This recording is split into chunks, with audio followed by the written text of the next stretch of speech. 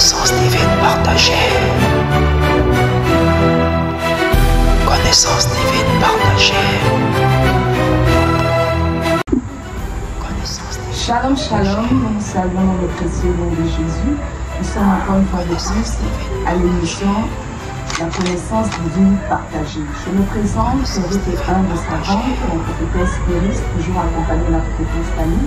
Shalom, shalom, Shalom à tous, nous sommes à notre émission La connaissance divine partagée. Nous sommes ravis de vous revoir parmi nous ce soir. Alors nous ne sommes pas seuls à cette émission. Et ce soir, le thème de cette émission est la mort du sorcier. C'est un thème qui fait beaucoup de familles dedans, un thème dans les familles qui fait ravage. Et ce soir, nous sommes là pour en débattre.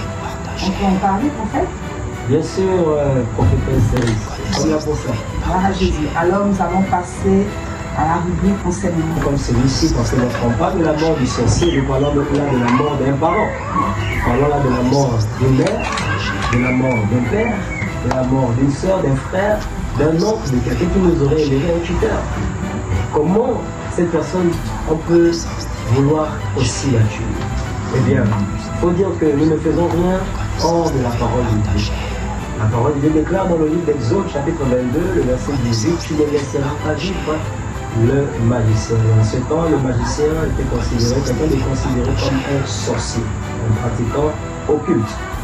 Nous allons constater également que dans le livre de 2 Rois, également, chapitre 9, on nous parle aussi donc de Jézabel.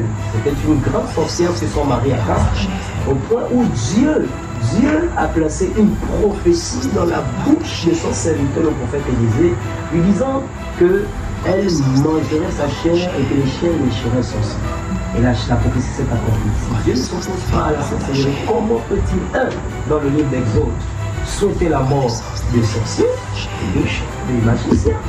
Et puis, comment sa prophétie contre les sorciers peut-être voir? Je vous donnerai encore un exemple comme celui avec l'apôtre Paul. L'apôtre Paul, en chemin de l'évangélisation, on dit Simon le sorcier est venu vers lui demandant que lui vende ici un peu de son onction. Et l'apôtre Paul va le regarder, va le menacer et va le maudire. Et la malédiction va prendre effet.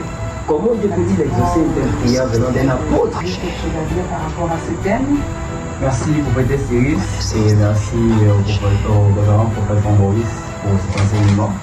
La question que j'aimerais réellement poser, c'est que beaucoup de personnes se posent la question de savoir, mais comment Dieu qui parle d'amour peut permettre à ceux que peut souhaiter encore la mort des sorciers de famille? Or, le but que Jésus est amené par son sacrifice est de sauver l'humanité. Magnifique question. Alors, nous allons nous tourner vers la prophétesse Stani. Il y a des internautes qui ont des interrogations. Merci, prophétesse. Alors, pour tous ceux qui veulent nous joindre pour l'émission, vous avez 2 numéros à votre disposition. Le 014 20.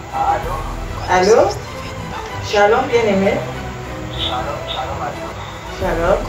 Nous écoutons votre préoccupation.